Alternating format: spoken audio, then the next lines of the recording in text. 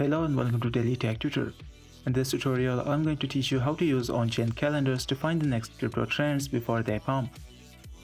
If this tutorial helps you, then consider subscribing and liking the video.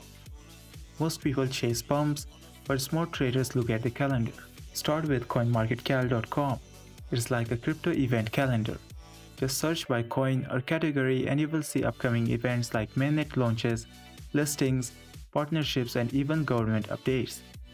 These often trigger price moves before the hype hits. Another powerful tool is tokenunlocks.com. This shows you exactly when major token unlocks are coming, which is huge. When a project unlocks millions of tokens, it can flood the market and drop the prices. When you know it's coming, you can play ahead or avoid buying into the pump.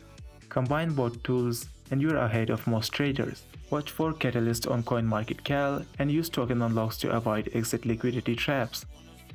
This was for today's tutorial. If this video helped you, then consider subscribing and liking the video.